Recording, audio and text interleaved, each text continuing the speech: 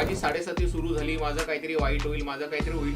पण अनेक लोकांना साडेसातीमध्ये खूप चांगले अनुभव आलेत. काही लोकांची घरं झालेली आहे, काही लोकांकडे गाडी आलेली आहे, तर काही लोकांची न जुळणारी लग्न पण जुळलेली आहेत. पण मी जो काही अभ्यास केला आहे आजपर्यंत त्याच्यामध्ये मला एक अनुभव आला आहे की शनी हा सर्वात चांगला प्लॅनेट आहे, सर्वात चांगला. म्हणजे 2025 मध्ये साधारण 3 महिन्यांपूर्वी अनेक ज्योतिषांनी हे सांगितलेलं होतं की पुढच्या वर्षी विमान अपघाताच्या दुर्घटना घडणार आहे, अंगारक योग तयार होतोय, 2 देशांमध्ये तणाव वाढू शकतो. याचं सगळ्याचं प्रेडिक्शन हे 4 महिने आधी कसं काय झालं? अशा ट्रिकी क्वेश्चन्स जे आहेत ना तिथे खूप अभ्यासाची गरज लागते. असे स्टेटमेंट किंवा कमेंट करण्यापूर्वी हे प्रेडिक्शनसाठी अत्यंत अचूक अभ्यास लागतो. बुधाला ग्रहांचा राजकुमार म्हणतात, तसं शनीला न्यायाची कारक देवता म्हणतात. असं म्हटलं जातं की शनीची नजर ज्याच्यावर पडते एकतर तो सुधारतो किंवा बट्ट्या बोलवतो. की ज्यांना खूप त्रास झाला आहे तर त्याची तेवढी सहन करण्याची क्षमता होती म्हणून शनी त्याला तेवढंच दिलंय, बरोबर. त्याच्या पात्रतेपेक्षा जास्त नाही दिलेलं.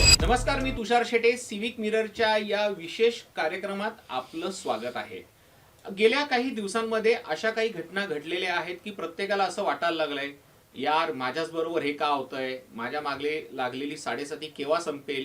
साडेसाती म्हणजे नेमकं काय, ग्रहांचा आपल्यावर परिणाम होतो का, खरंच ज्योतिषशास्त्र म्हणून ज्याच्याकडे लोक बघतात ते शास्त्र इम्पॅक्टफुल आहे का, एकाच राशीचा परिणाम जवळपास म्हणजे 12 लाख एका राशीची लोक जर असतील तर ते राशी भविष्य त्या 12 लाख लोकांना लागू पडतं का, असे अनेक प्रश्न तुमच्या माझ्या मनात आहेत. आणि याच प्रश्नांची उत्तरं जाणून घेणार आहोत. आपल्या सोबत आहेत डॉक्टर दीपक कुमार, जे स्वतः मेकॅनिकल इंजिनियर आहेत, त्यांची वास्तुशास्त्रामध्ये पीएचडी आहे आणि ज्योतिषशास्त्रामध्ये पीएचडी आहे. सर, सिविक मिररच्या या विशेष कार्यक्रमात तुमचं खूप खूप स्वागत. मला आठवतंय 2025 जेव्हा संपत आलं होतं आणि 2000 म्हणजे तेव्हा प्रत्येक जण पुढच्या वर्षाचं वार्षिक राशी भविष्य सांगत होतं. त्यावेळेला अनेकांनी म्हणजे 2025 मध्ये साधारण 3 महिन्यांपूर्वी अनेक ज्योतिषांनी हे सांगितलेलं होतं की पुढच्या वर्षी विमान अपघाताच्या दुर्घटना घडणार आहे, अंगारक योग तयार होतोय, 2 देशांमध्ये तणाव वाढू शकतो, अतिवृष्टी किंवा दुष्काळाचं संकट येऊ शकतं आणि या सगळ्या गोष्टी आता होताना आपण बघतोय. तर याचं सगळ्याचं प्रेडिक्शन हे 4 महिने आधी कसं काय झालं? नमस्कार. जे काही प्रिडिक्शन्स होतात दरवर्षी वर्ष सुरू व्हायच्या आधी खूप अगदी आतुरतेने सगळेच ज्योतिषी आपले आपले प्रिडिक्शन्स द्यायला लागतात.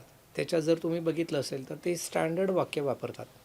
गेल्या वर्षीची वाक्य ह्याच वर्षी वापरलीत, काही त्याच्यात नव्याने फरक तुम्हाला जाणवणार नाही. कुठेतरी विमान दुर्घटना, कुठेतरी 2 देशांमध्ये युद्ध, हे चालूच राहतं. त्याच्यामध्ये अजून सखोल अभ्यास हा खूप गरजेचा आहे. तिथे अक्षांश देशांतर म्हणजे लॉंगिट्यूड लॅटिट्यूड हे खूप महत्त्वाचे काम करतात. गेल्या 2025मध्ये बऱ्याच ज्योतिषांनी अंगारक योग याच्यावर विशेष टिप्पणी केली होती. खूप लॉजिकल सेन्स आहे त्याच्यात, खूप स्टँडर्ड स्टेटमेंट आहे की सूर्य हा अग्नीचा कारक आहे आणि मंगळ हा तेज. हे दोघं जेव्हा एकत्र येणार तेव्हा काय होणार आहे सर? तर हे आपण समजू शकतो की मंगळ हा पण एक सेनापती आहे, पहिले गोली चलाव बाद में सवाल पूछो. आणि सूर्य तर ह्याचा तर डिसिप्लिनचा कारक आहे. हे दोघं एकत्र आल्यानंतर काय होणार आहे हे आपण समजू शकतो. पण एक लक्षात घ्या की तिथे राहूसुद्धा बसलेला आहे सर. तर अशा ट्रिकी क्वेश्चन्स जे आहेत ना त्यावेळेस तिथे खूप अभ्यासाची गरज लागते. असे स्टेटमेंट किंवा कमेंट करण्यापूर्वी की कुठल्या देशाचा कुठल्या लॉंगिट्यूड लॅटिट्यूडवर किंवा काही विशिष्ट ठिकाणी हे प्रिडिक्शनसाठी अत्यंत अचूक अभ्यास लागतो. आणि हा अभ्यास करण्यासाठी एक छोटंसं उदाहरण देतो तुम्हाला की 12 राशी आणि 12 ग्रह, हे कुठलाही ग्रह कुठेही बसू शकतो. एवढे कॉम्बिनेशन जर केले तर ते करोडमध्ये जातात. आणि परत ह्याच्यावर अजून एक लक्षात घ्या की त्यांना 27 नक्षत्र आहेत, म्हणजे त्यांना 27 बायका आहेत. त्या बायकोचं त्या माणसाशी किंवा त्या ह्याच्याशी जर लग्न झालं तर त्याचा एक रिझल्ट वेगळाच येतो. बरं, प्रत्येक बायकोला 4 मुलं म्हणजे 4. तर ह्या मुलं, ही बायको आणि ह्या नवरा, हे जर कॉम्बिनेशन केलं तर हे अनलिमिटेड आहे. एखादं प्रिडिक्शन करणं म्हणजे हे सर्जरीपेक्षा जास्त अवघड काम आहे सर. बरोबर. माझा प्रश्न हाच आहे ना सर की हे सर्जरीपेक्षा अवघड काम आहे, खूप सारे परम्युटेशन कॉम्बिनेशन निर्माण होतील, मात्र एक अंगारक योग तयार होतोय, त्यामुळे विमान दुर्घटना घडेल, 2 देशांमध्ये युद्ध होईल, हे एक प्रिडिक्शन देणं हे कसं होतं म्हणजे? कसं होतं एक सांगतो तुम्हाला. पण ह्याच्यामध्ये एक डायव्हर्सिफिकेशन पण लक्षात घ्या.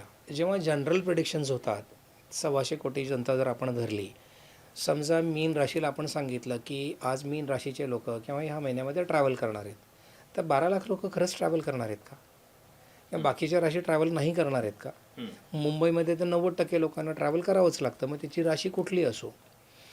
राशीमध्ये जेव्हा आपण जनरल प्रिडिक्शन करतो तेव्हा प्रत्येकाने एक लक्षात घ्या की त्याच्या काही महत्त्वाच्या जीवनात घडणाऱ्या घटना ह्या गुरु आणि शनीवर आधारित असतात. आणि हे खूप महत्त्वाचे 2 ग्रह आहेत. शनीचा तुमच्या प्रोफेशनशी डायरेक्ट कनेक्ट आहे. दशमेश आहे तो, तर त्याचा तुमच्या प्रोफेशनशी डायरेक्ट कनेक्शन असल्यामुळे तुमचे प्रिडिक्शन्स करताना थोडंसं एक आपण लक्षात घ्यायला पाहिजे की माझा शनी कुठे बसला आहे.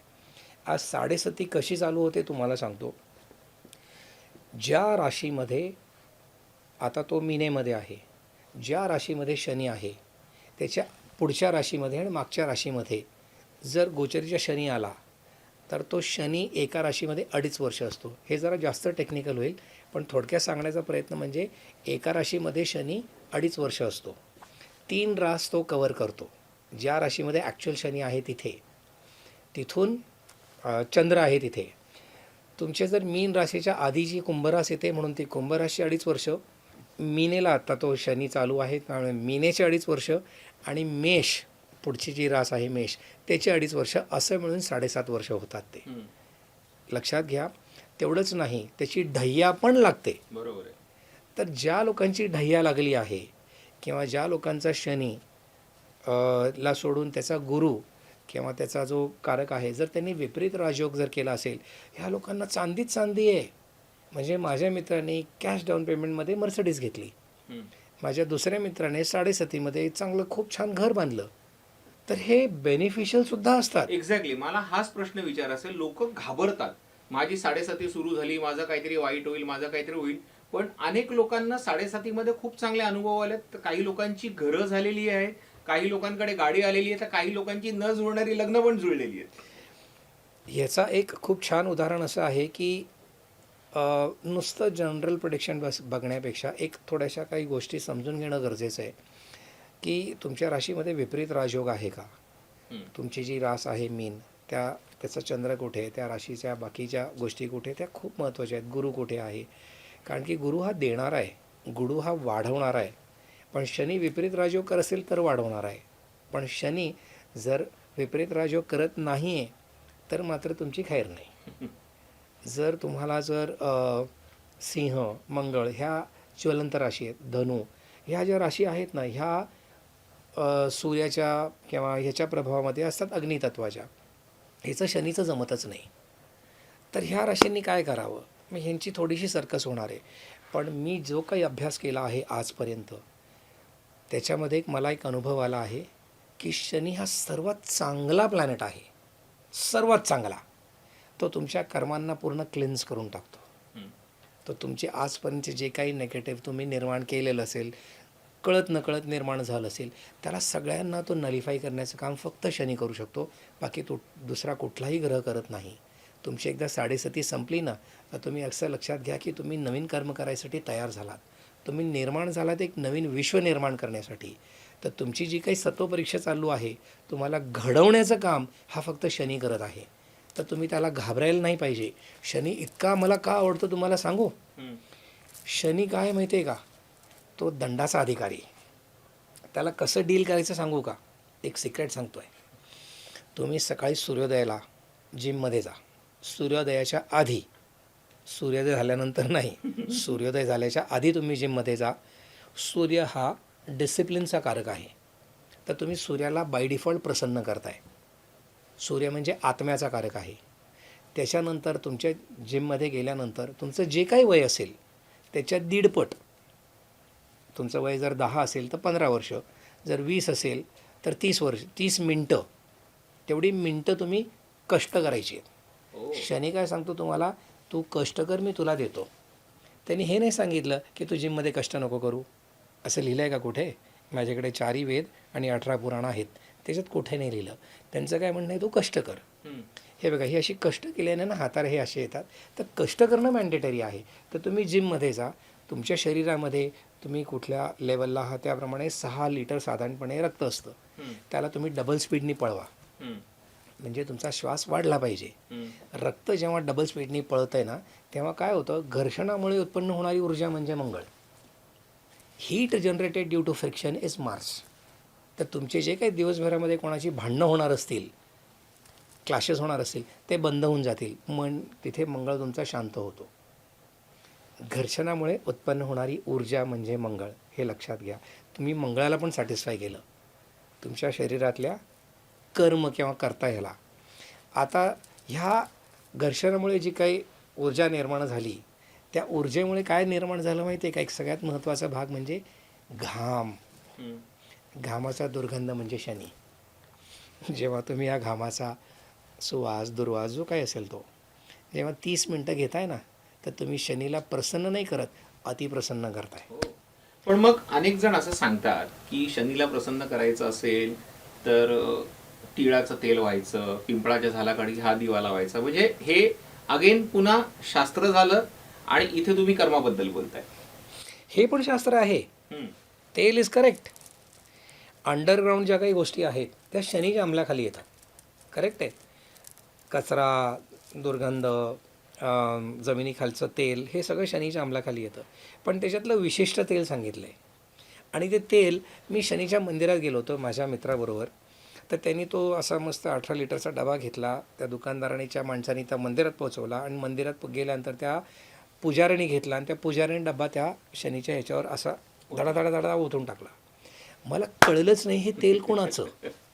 शनीला कसं कळणार हे तेल कोणाचं? तर शनीला खरी पद्धत काय आहे तुम्हाला सांगतो. तेल वाहण्याची छोटीशी बाटली घ्या. 18 लिटरचा डबा नाही पाहिजे. तुमचे 21 किंवा 18 मंत्र होतील एवढं तेल पण चालणार आहे. तुम्ही एका छोट्या पेल्यामध्ये सुद्धा तेल घेऊ शकता. असा हात करा आणि इथून तेल घरंगळत खाली जायला पाहिजे आणि ह्या बोटावरनं शनीकडे अर्पण व्हायला पाहिजे. तुम्ही असं केल्याने तुमचा DNA त्या तेलामध्ये मिसळून त्या शनीवर पडल्यावर तुमच्या मंत्रांनी निर्माण झालेली ऊर्जा, तुमचा व्हॉइस बॉक्स आहे ना इथे, त्या बॉक्समध्ये लिक्विड आहे, खालून जेव्हा हवा पंप होते तेव्हा तुम्ही ध्वनिकंपन ऊर्जा निर्माण करताय. हेच म्हणजे मंत्र आहेत. काही बीज मंत्र आहेत, काही साधे मंत्र आहेत. तुम्ही नुसतं नामस्मरण करा. तुमचं नाव घेतल्यानंतर जर मी तुमचं नाव जर घेतलं तर तुमचं अटेन्शन माझ्याकडे आहे. तसं तुम्ही शनीचं नाव घेतलं, त्यांचं अटेन्शन तुमच्याकडे येईल. तेव्हा हे गरंगळत तेल वाहत असताना तुम्ही शनीचं नाव घ्या. हे तेल खरं तेल आहे. बाकी तुम्ही धपाधपा जे ओतताय ते तेल नाही आहे, ते नका करू. त्या तेलाला तुमचा हाताचा स्पर्श झालेलाच नाही. त्याला काय माहिती कुणाचा DNA. खरंय. दीपक सरांमुळे 7.5 ही इतकी सुसह्य होऊ शकेल असं कोणाला वाटणार नाही. सर, आपण म्हणतो की सर्वसामान्य माणसांच्या आयुष्यावरती या ग्रहांचा परिणाम होतो. काही लोक या ग्रहांना देवता मानतात आणि काही लोक असं म्हणतात की जगातली सगळ्यात मोठी एनर्जी आहे ती म्हणजे सूर्य, जी कोणच नाकारत नाही. म्हणजे तुम्ही ज्योतिषी आहात म्हणूनही नाकारत नाही आणि सायन्सचे विद्यार्थी आहात म्हणूनही नाकारताना नाही. मग काही लोकांचं म्हणणं असं आहे की सूर्य जर सुपर पॉवर आहे तर हे सगळे ग्रह हे त्याचे गुलाम आहेत. मग पूजा देवाची करा, गुलामांची का करता? त्यावर काय उत्तर आहे? असं आहे, याचा एक कुठला तरी पिक्चर होता, ओ माय गॉड. त्याच्यात त्यांनी सांगितलं होतं की भाई तुम धीरूभाई अंबानी के पास जाते हो क्या बिल लेकर? नाही ना, उनके रिप्रेझेंटेटिव्ह के पास जाते हो. तर तसं ह्याचं उत्तर आहे की कुठलाही ग्रह असो किंवा देवता असो, हे देवता किंवा ग्रह म्हणजे काय एक्झॅक्टली आपल्या साध्या माणसासाठी, मी सकाळी उठून कामावर जाणारा माणूस, 8 ते 10 नोकरी करणारा माणूस, मला काय माहिती देव आणि ग्रह वगैरे काय कुठे ते त्यांचं काम करत आहेत, मी माझं काम करतो आहे, हे माझ्यावर कसा परिणाम करणार आहेत? त्याचं एक सिम्पल उदाहरण असं आहे की जेव्हा आपण एखाद्या ग्रहाची आराधना किंवा साधना करतो आहे, म्हणजे एक्झॅक्टली काय करतो आहे आपण, तर आपण एक ऊर्जेचा एक निर्माण करतो, एक ऊर्जा, विशिष्ट प्रकारची ऊर्जा जी आपल्या DNAवर इफेक्ट करणार आहे. आणि ह्या DNAला वेगळ्या फ्रिक्वेन्सीनी आयडेंटिफाय करण्यात आलेलं आहे. त्याच्यात तुमचे कलर थेरपी असू शकते, त्याच्यात तुमचे 7 चक्राज असू शकतात, त्याच्यात तुमचा कलर थेरपी असू शकते, त्याच्यात तुमच्या फ्रिक्वेन्सी वेव्ह साऊंड म्हणजे जे काही मंत्र आहे, तंत्र मंत्र यंत्र याचा वापर करून तुम्ही स्वतःचा औरा तुम्ही वाढवताय.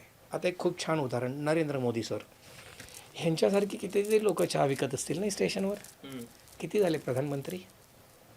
त्यांनी साधना केली. आणि साधना म्हणजे एका ठिकाणी बसून असं कुठला तरी मंत्रजप करणं ह्याला साधना नाही म्हणत. साधनेचा सिम्पल रूल आहे, same day, same time, same place, same process. खूप सिम्पल आहे. सचिन तेंडुलकरनी 500 वेळा बॉलला मारलं, दिवसभर तेवढंच काम, रोज उठायचं 500 बॉल मारायचे, ते देव झाले क्रिकेटचे, राईट.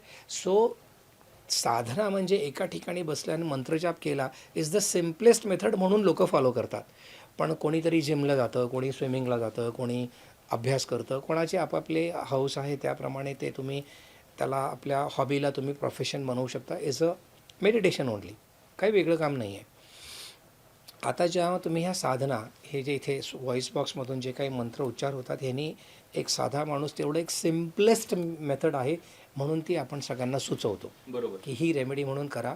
आणि हे केल्याने काय होतं, तुमच्या शरीरातले जे काही ग्रह म्हणा किंवा देव आहे, ह्या काही नाही, फक्त फ्रिक्वेन्सी आहे तुमच्या शरीरातल्या, त्या तुम्ही चेंज करताय. तर तुमचा ऑरा एक चहावाल्यापासून प्रधानमंत्रीपर्यंत बनवण्याचं क्षमता तुमच्यामध्ये आहे. हे मोदींनी सिद्ध करून दाखवलं आहे.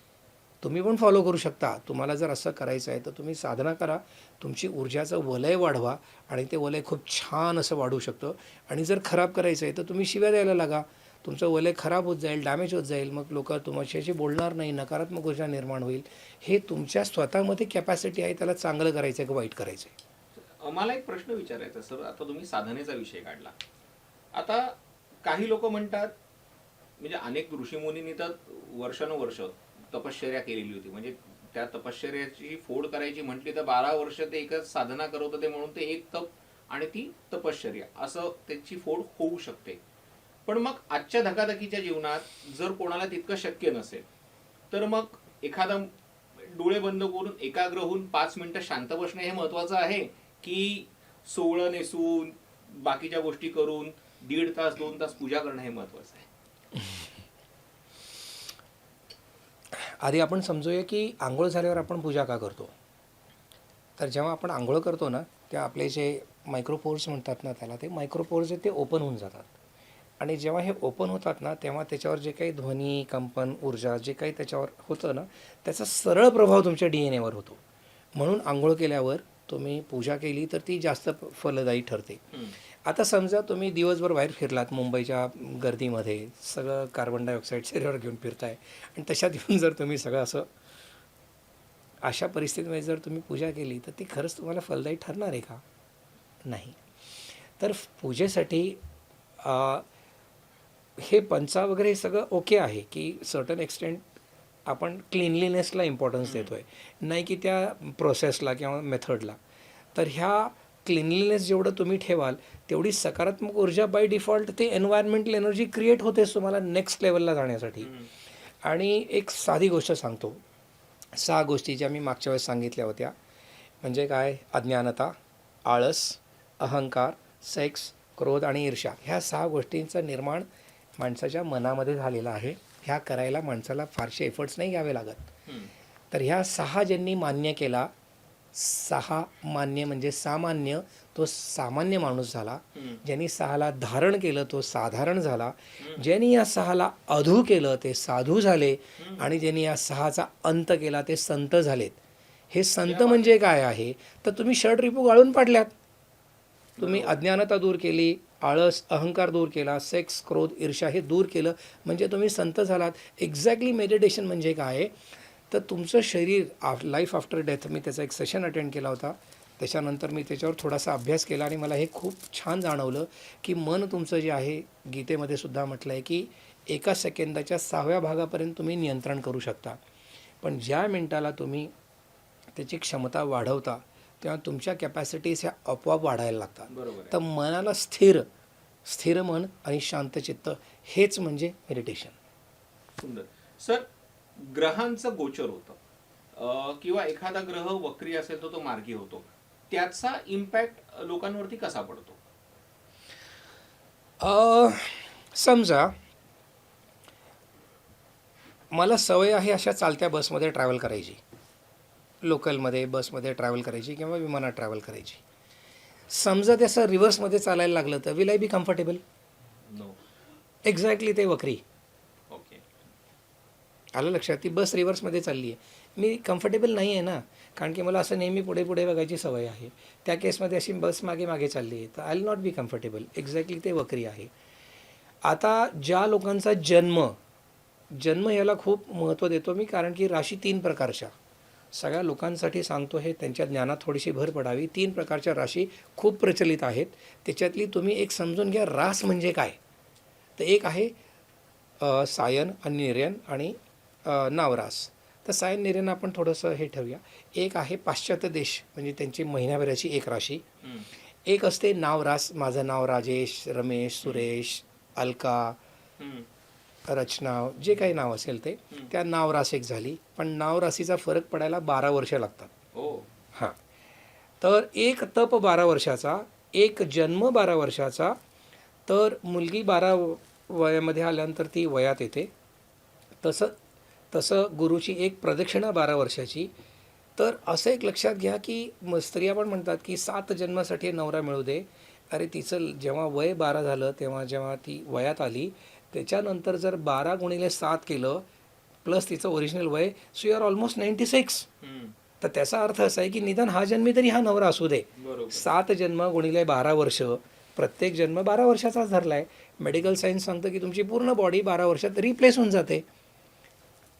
तर 7 जन्मासाठी नवरा असू दे म्हणजे निदान ह्या जन्म तरी हा नवरा असू दे. म्हणजे 12 वर्षांनी नवरा नको ना बदलायला, नवीन परत नवरा शोधणार कुठे. हा एक आहे. आणि राहिला प्रश्न तुमच्या ट्रान्झिटचा. तर जेव्हा ग्रह तुमची ट्रॅव्हल करतायत तर एखाद्याचा जन्म जर ट्रॅव्हलिंगमध्ये झाला आहे, वक्रीमध्ये झाला आहे, तर वक्री असताना तो खूप कम्फर्टेबल होऊन जातो.